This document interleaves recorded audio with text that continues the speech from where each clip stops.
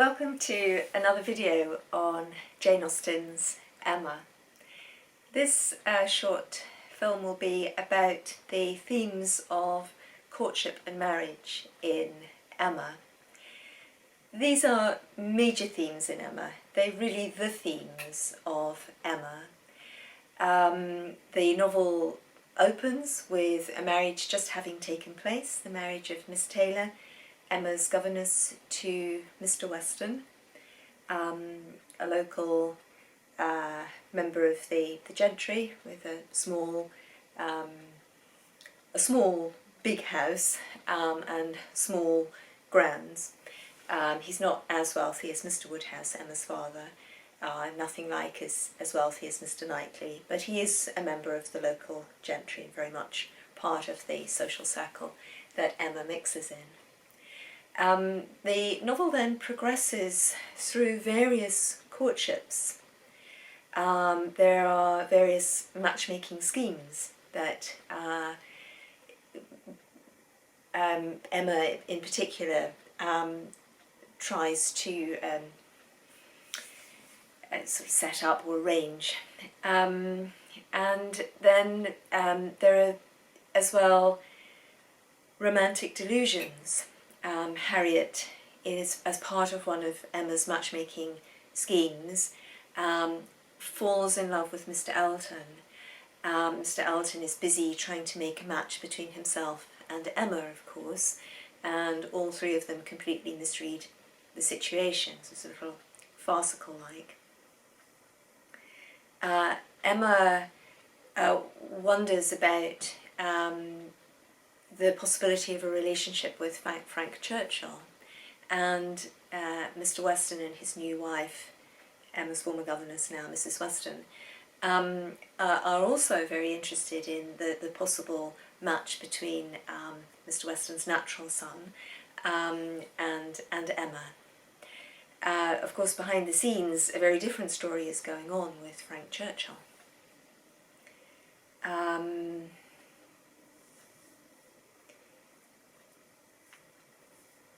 So there are these romantic delusions. Harriet is deluded, Mr. Elton is deluded, Emma is deluded.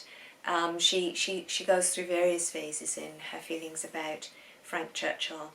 And this is part of another element of the themes around courtship that we'll come on to in a minute. Then there's an introduction of a new bride in Highbury. Mrs. Elton is introduced to Highbury as a new bride by Mr. Elton. And then eventually at the end of the novel there are three romantic resolutions for the major players in the plot: Emma, Harriet Smith, Jane Fairfax, all eventually marry happily. So these are resolutions after a certain number of trials and tribulations. There is no major heartbreak in this novel. It's not the kind of novel where anybody is liable to commit suicide because they've fallen head over heels in love to such an extent that they become desperate. This is not that style of romantic fiction or romantic comedy. It's all played out in ways that are very much about how people can deal with love, the trial of disappointed love, the pursuit of romantic love within the social context.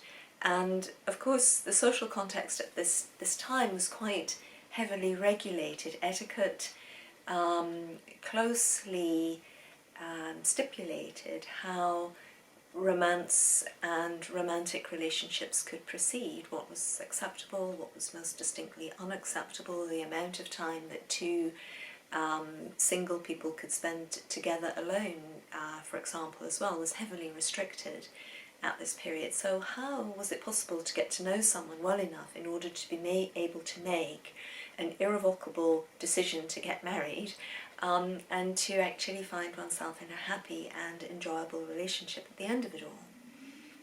This novel really does work with that considerably. Harriet, for example, although her heart is absolutely breaking over Mr. Elton, somehow has to find a way to continue to go to church where Mr. Elton will be delivering the service, continue to meet him at various social gatherings where the local neighbourhood society will all be together. It won't be possible to exclude one person or another. This is part of that very tight society that I talked about in the introductory video. So, yeah,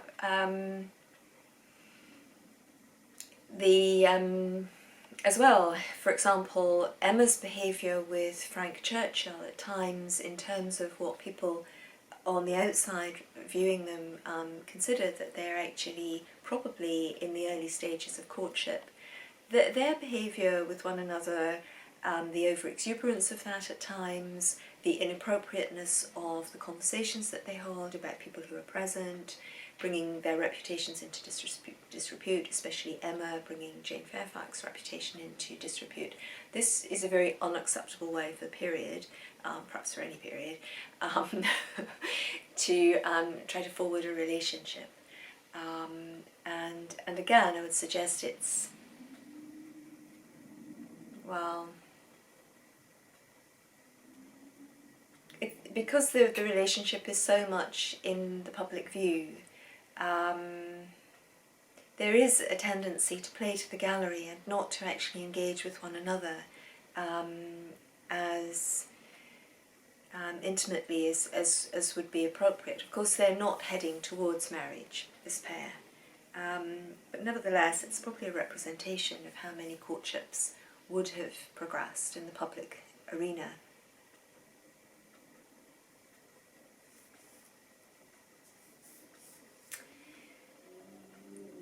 The novel is, as I say, very much about marriage and courtship. However, it's a specific perspective on marriage and courtship. It's the feminine perspective on marriage and courtship.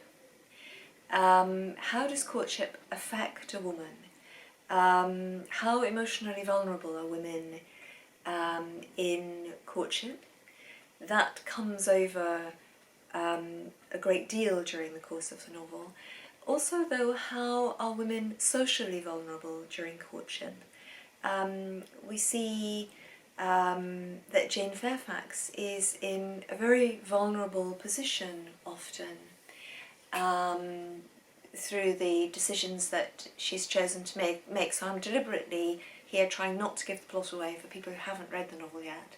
So the situation that Jane Fairfax finds herself in romantically, which is a covert situation, is very risky potentially for her reputation, because if that relationship does not come to fruition, there will be lots of question marks about the extent to which her reputation, the spotlessness of her character, even perhaps her virginity, has been compromised, because this couple may have done many things in private, not just been affianced to one another privately, but there may have been a great deal more of the relationship that actually occurred in private. If they were secret about one thing that was normally regarded as public property, so marriage being a public statement of the union of two people, the progress towards that union, the formal engagement, was also regarded as importantly public situation to present to your neighbourhood in an open way. So there would have been questions and queries around this, and there are for both of them. The novel does leave us also questioning the judgment of the male side of this partnership, which is slightly unusual for the period, because men could act in terms of romantic or sexual relationships really with impunity. Society didn't pass the same sort of judgments on men in these sorts of transgressions as it did on women. And that would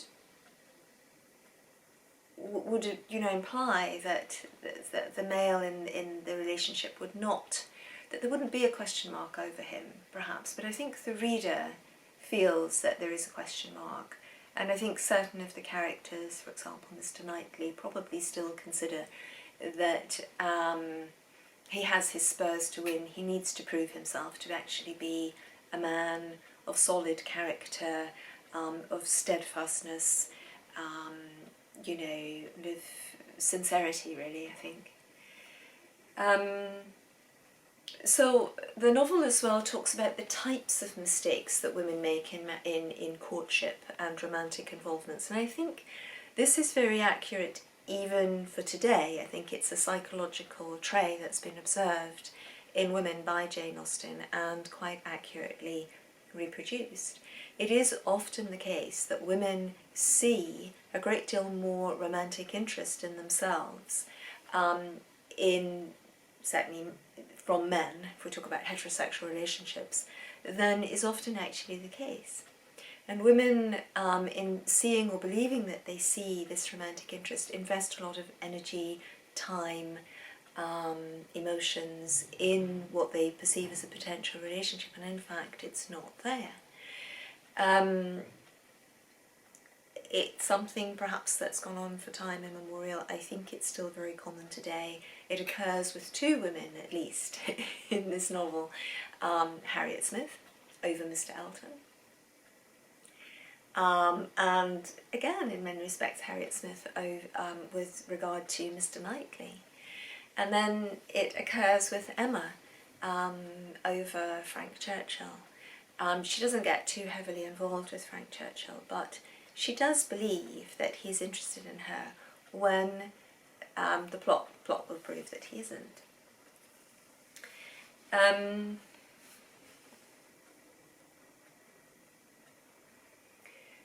The novel is also very pronounced in its discourse on the way in which marriage affects a woman's status. It changes a woman's social standing. It will make a difference to, of course, the precedence that she's given in society, the number down the line that she will be to enter for dinner, for example. But a woman will, just in general, be given more status, more credence, be treated just that little bit more respectfully, and just as if she has got that little bit more substance because she is a married woman than if she is a single woman. It generally as well makes a great deal of difference to a woman's security. So we see, of course, with Miss Bates, the extreme level of insecurity that she has to endure, really, in order to remain on, first commas, the right side of being middle class. She definitely doesn't want to fall below a certain level of social interaction and social engagement in her community. That is, of course, a personal choice, and it's up to her whether she makes it or whether she doesn't make it. But I think that for many people there would probably be an understanding that to lose status is always difficult. If people have been used to seeing one wearing smart clothes and designer labels, it's difficult to, if one loses sort of financial status, to then have to be seen by people wearing goods and items that are just simply not of the same calibre. And whilst the social system was more complex in how it would have treated or not treated Miss Bates if she had fallen into a lower social group, than just, if you're wearing designer labels or non-designer labels. I think we tend to, as I've mentioned in the previous videos as well, that we tend to be disparaging of the focus on social status in Jane Austen's novels, but I would suggest that it's something that is still, healthily alive in modern British society, European society, and American society. I think it's really present. It's just that it manifests under a different guise, but it's still present. The exception, perhaps, to the change in status that would occur to a woman in getting married is that of Emma. Because Emma is so prominent as a hostess in her society without actually being married. So because her mother has died, she is the hostess at Highbury, the prestigious country seat of Mr. Woodhouse, and she holds a prominent position in her society even as it is. Nevertheless, when Mrs. Elton arrives onto the scene, Mrs. Elton is in a position at times to pull rank over Emma because she's married and Emma isn't. And I suspect that's one motivation for Emma to actually change her tune at some point and to decide to get married. It's also the case that for Harriet, marriage will make a great big difference. Harriet is illegitimate, and this is a shadow that inevitably at this period is cast over her, that she can't quite have equal social status with other single women because of this, what was regarded at the period as a blight on her, the immorality of, in particular, her mother's decision to have an affair out of wedlock. There would be less judgment towards the father. Nevertheless, Harriet is accorded a good level of social acceptance in this particular group, who appear to be not hugely judgmental for the most part. Mr. Elton, though, of course, rejects Harriet profoundly on the grounds that she is illegitimate, but also he would have considered that she was socially below his status, and also she wouldn't have been bringing much of a dowry to the marriage, so that would just not have been acceptable to Mr. Elton. He was definitely going to marry for some level of financial advantage. But eventually, when Harriet does marry, albeit not to distinguished social advantage, her social position is changed, and she takes on the same social status of any married woman at the point of managing to get married. So for her it's extremely important that she achieves that. Otherwise, I think as time would have gone on, she'd have found herself a bit socially ostracised.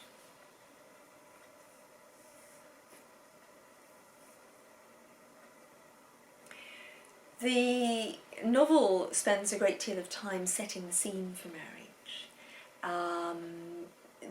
There's a lot of representation of the minutiae of domestic life, which was discussed again in one of the earlier videos, to do with scene setting in general. Domestic life, domestic activities, the household have been traditionally associated with the woman in terms of getting married, or sort of the marriage environment. And this novel spends a lot of time in looking at the details of the home environment, and the way in which women occupy themselves within the home. What are they doing? We see a great deal of how Emma entertains, how she ensures that her guests have plenty to eat, even though her father would so much rather that all the guests came round and were served gruel, I think, only.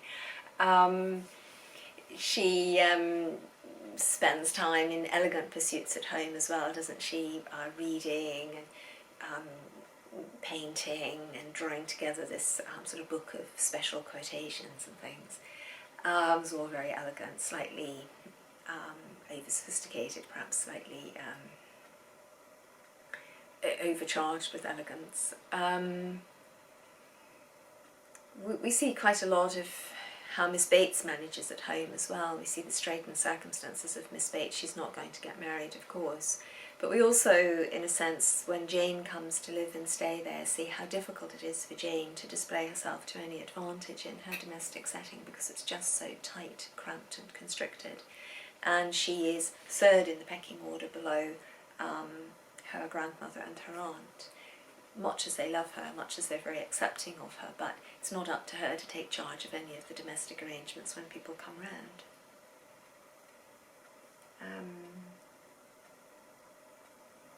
We see as well a considerable amount of women taking care of other people. We see Emma taking care of her father a great deal. And this is one of the ways in which, although Emma does display a number of very arrogant social qualities and characteristics, the reader is drawn towards, a sympathy for Emma that I think would otherwise not really be there. We see Emma as well taking care of her young nephews when they come to stay on holiday, coming down from London. We know that Mrs. Weston, as Miss Taylor, took a great deal of care of Emma as a child, so we gain an insight into who Mrs. Weston is as a wife because of the way in which she's looked after Emma. And then she, of course, in her own turn, eventually does become a mother.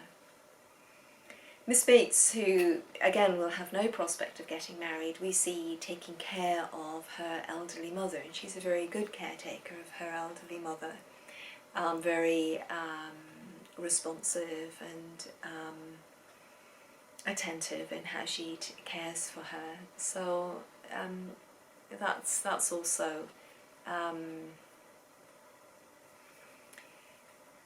important in the depiction of women, and this novel, I think, does tend to depict women as who they are. So Miss Bates, whilst she hasn't got married, still has all of these feelings of tenderness and love that she really only has to express towards her mother.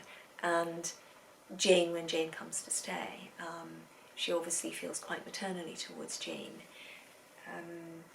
but she hasn't had that fulfilment in her life that many other women will have had. And it is a sad and quite a barren arena for her. We get the impression as well in this novel that women are carefully closeted in their own homes and within their own neighbourhood, and that their work in many respects in this novel is really to find a spouse. Especially so for the younger women. That's really their purpose, that's their career goal. There was no other career really.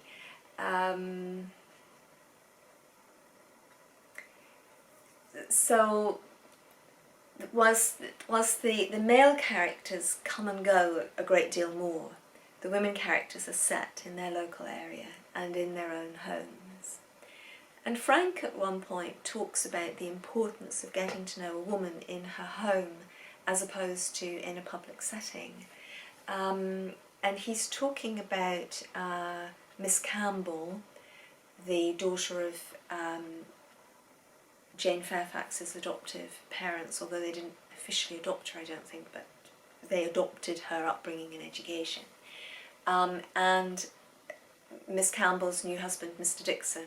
So Frank Churchill is saying of this couple, they only knew each other, I think, a few weeks in Bath, peculiarly lucky.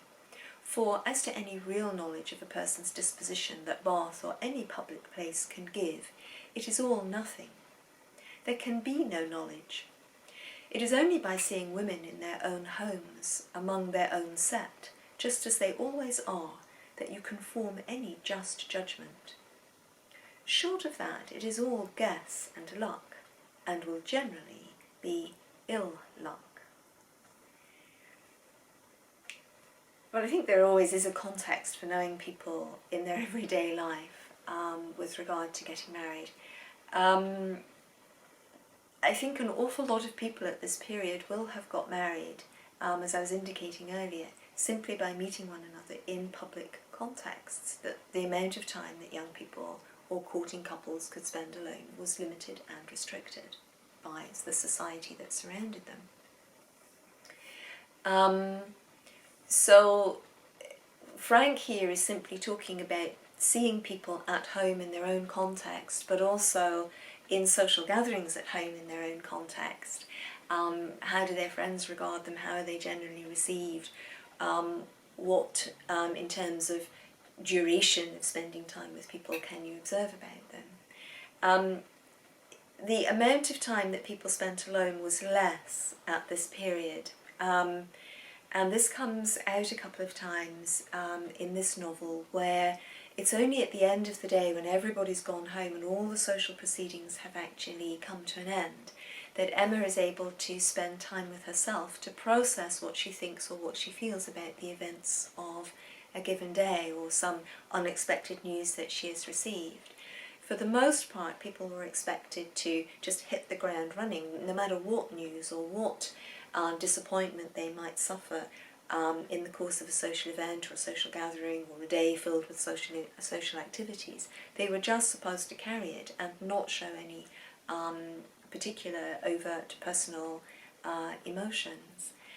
And I think that that's somewhat difficult for us to really comprehend just how public social life was. And it's usually better to try to, I think, compare in today's world the rigours of informal formality that pertain to Jane Austen's society by thinking about the way in which we need to behave at work or perhaps even at school.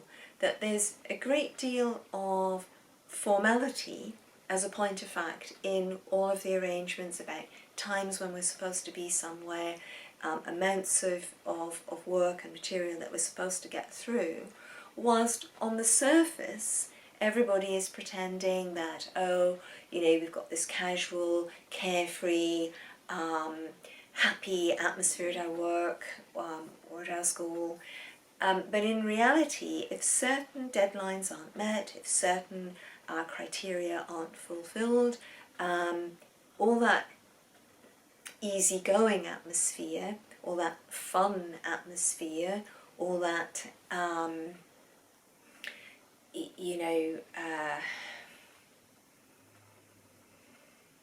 apparent casualness will in fact disappear. There's very few jobs that don't advertise for wanting someone to come who will, fit in with an enthusiastic, fun-loving team. But in reality, when you get to a job, you better work hard or you won't be there for long. And school, so it's a while since I was at school, but school is probably still quite formal, and will be probably, though, in terms of the actual social interactions between younger students and older students, between students and teachers, is probably on the surface more casual than 20 years ago or so. But in fact, if things go wrong or if work commitments aren't fulfilled, probably everything will become quite serious, quite formal, the way it always was in the past. And I think thinking about this side of our lives, the work side of our lives today, we can equate it much more readily to the social mixing, which was considered very important for maintaining the establishment at this period. It makes it much more understandable if we compare that way rather than think about it in terms of the modern day social life. It's important to remember that the establishment and the government was largely made up by the aristocracy and the landed gentry, people who had money. At this period, only 2% of the population actually were franchised. Only 2% of the population were able to cast a vote in an election. And that made a big difference to the level of accountability that governments felt for the vast majority of people who lived in the country. And so it was rich people who were able to get into Parliament, or people who were funded by their rich families who were able to get into Parliament. And they tended to then forward and to promote the interests of their own group. Of course, there were differences of opinion about how that was best effected, but nevertheless, the country was really governed for and on behalf of the landed gentry, the landed aristocracy, and people who were... The country really was governed for and on behalf of the landed gentry, the aristocracy, people with big business interests, people with big financial investment, and the institutions that enabled that way of life to remain solid and secure, stable, free of, threat from outside, such as war or invasion, attack. And indeed, of course, any kind of revolution. At this period, there was still a great fear that revolution could occur in this country, in the United Kingdom, and perhaps not surprisingly, if only 2% of the population were actually able to vote, government was extremely unrepresentative.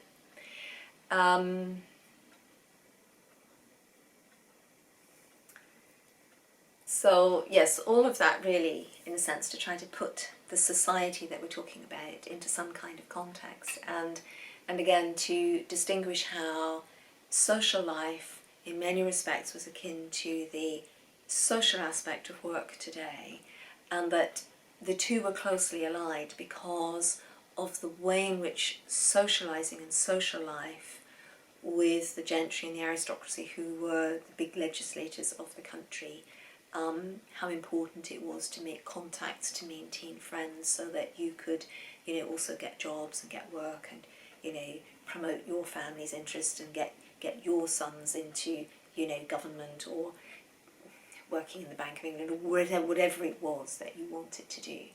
A lot of work and employment and the possibility, the opportunities to gain greater status actually came about through the process of socialising.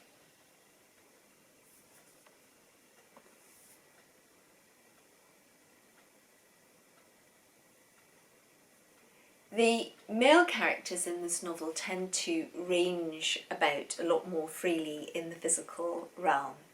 We see Frank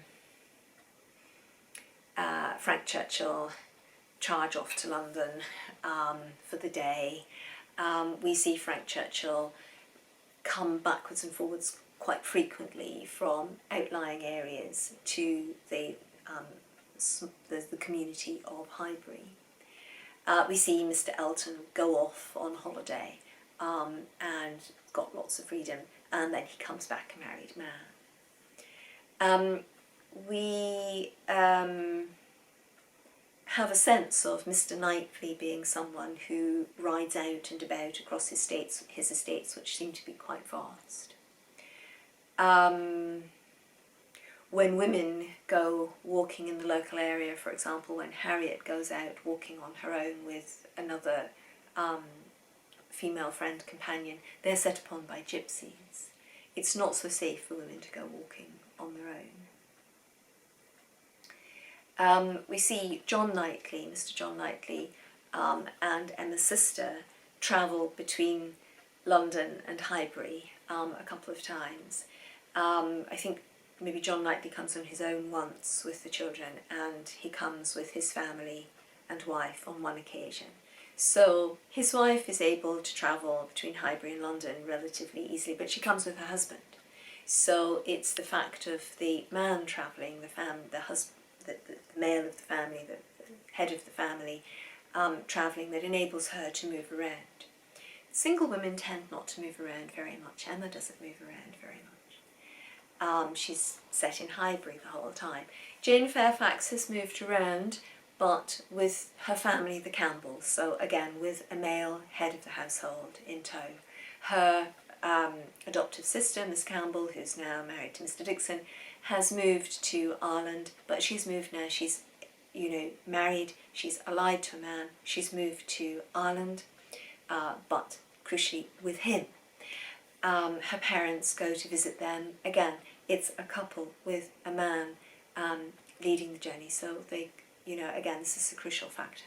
Women who are on their own, so once Jane Fairfax arrives in Highbury and she is living with her aunts, she's pretty much stationed in Highbury. She doesn't then go anywhere. And if she does go anywhere, it will be from there, to all intents and purposes. If she does go anywhere, it will be from there to go and work as a governess somewhere else. So it will be a very specific journey for a very specific purpose. And in fact, it will be a very negative situation and circumstance. So a woman travelling on her own then will be a negative thing in that particular instance.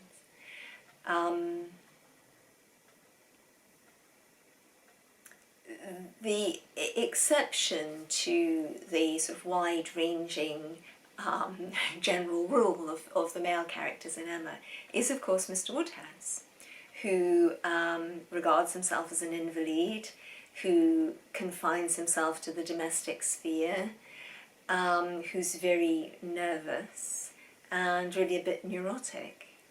And he is very much, he very much countermands the male stereotype that all the other male characters really conform to in this novel.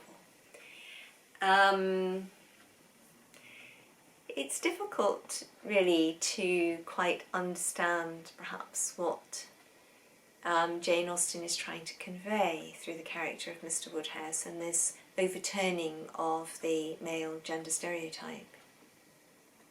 Emma, to some extent, overturns the female gender stereotype. She has a lot of self-command, she's very self-possessed, she tends to make decisions which affect other people's lives, which is much more really of a male characteristic traditionally for the period.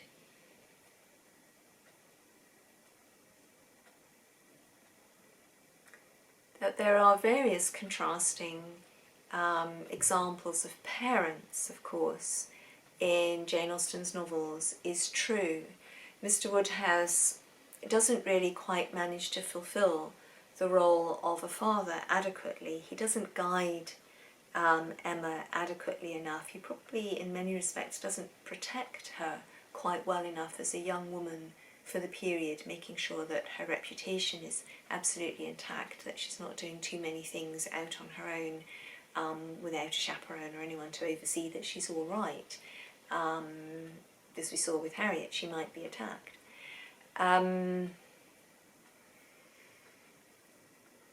But as a man trying to fulfill the role of mother doesn't work either. So if a man takes on the characteristics of being a woman, and he traditional female stereotypical characteristics of being a woman, caught up in domestic issues, perhaps a little bit nervous and perhaps a little bit neurotic, so traditional stereotype applying to women.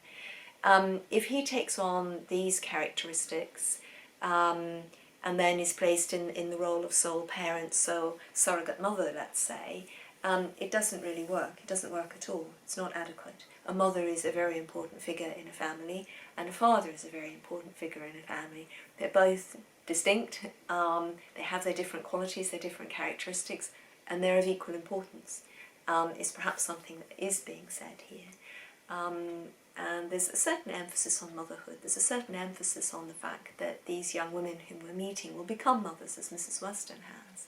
And it's important for them to be able to fulfill that role and to understand the importance of a female role model in the lives of their children.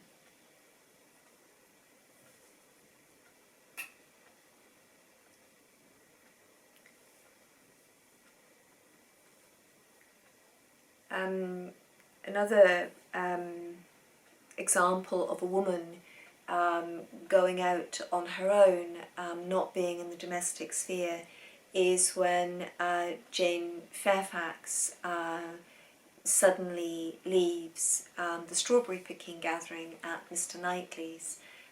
She's very upset. She insists upon leaving on her own, walking home by herself through the fields. This is clearly perceived by Emma as being slightly dangerous. She might be attacked, she might be set upon. But Jane feels that her life is breaking down. She no longer is part of the society. She's lost status, she's lost caste, so she, in a sense, scatters to the wind the normal codes of behaviour, the normal precautions that are taken in order to preserve, possibly in this case, her virginity if she were to be attacked and raped, but just sort of sense of propriety, that she shouldn't be ogled at or sort of leered at or sort of catcalled by local labourers walking home. That would be really unacceptable for someone of Emma's social position, but Jane at this time believes that she's fallen out of this group, she's not going to be able to stay within her social group, she hasn't got enough money, she's going to have to go out to work as a governess. And so really when she decides to go out and to walk on her own, her life is falling apart, and we see that her life potentially is fragmenting at this time almost completely from the life and the world that she's known. It's actually a very moving scene, it's a very upsetting scene if we understand all the things that are being represented, all the symbolism that is caught up in this scene. It's a very affecting scene, I think. In fact, I think Jane Fairfax's story altogether is a very affecting story, and a very powerful story actually within the novel. It's really as strong a story as Emma's story, but we'll discuss that a bit more in another video. When it comes to meeting people in private or meeting people in public and getting married, we realise, of course, that the Eltons have met very much in public, that their courtship has been conducted in public, and perhaps contained a number of these sort of very overt shows of repartee and synchronisation between them that I was talking about somewhat critically, that Emma and Frank Churchill showed in their picnic at Box Hill, although they weren't actually really courting. But one would get the feeling from the very staged marital relationship that we see between the Eltons after they arrive back at Highbury, that their courtship was probably quite showy in this style. Their marriage is very self-conscious. Their sense of status is very self-conscious. They see themselves as socially significant. However, Mrs. Elton's style of sophistication is at one point in that indirect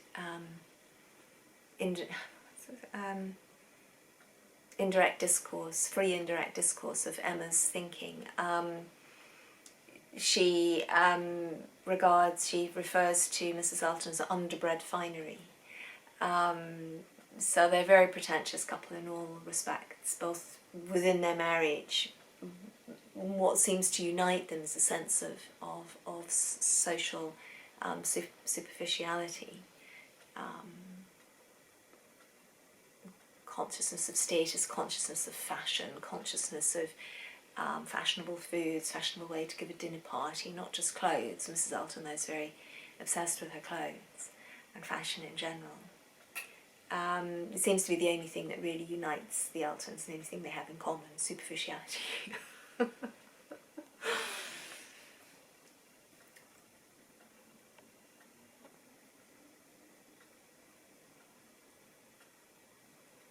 So I think as well, if Jane Austen perhaps has a didactic purpose in this novel, it might be that it's very important to meet one's prospective life partner in their domestic context, albeit a public-private domestic context, as already discussed. She may be indicating by the shallowness of the relationship between the Eltons that it really is important to get to know someone properly before marrying, otherwise it could be a very barren existence. The male characters in the novel have ample opportunity, the ones who ultimately get married, of meeting their prospective wives in a domestic setting. And the marriage that we see having just taken place at the start of the novel is also one in which the two parties have got to know one another very much in the domestic setting of Miss Taylor being the governess and sort of more latterly Emma's sort of companion stroke chaperone, and Mr. Weston having obviously visited them at the Woodhouse's home. The reader then as well, of course, has the opportunity to get to know three different women, Jane Fairfax, Emma, Harriet, in their domestic context, three young unmarried women in domestic context, and to see, perhaps to judge for themselves whether or not it's better to actually know people in that type of context, or to meet them in these sort of assembly rooms at Bath and think that that's an adequate way of getting to know people sufficiently in order to choose to turn them into a lifelong partner. So I think this may be a didactic purpose of Jane Austen's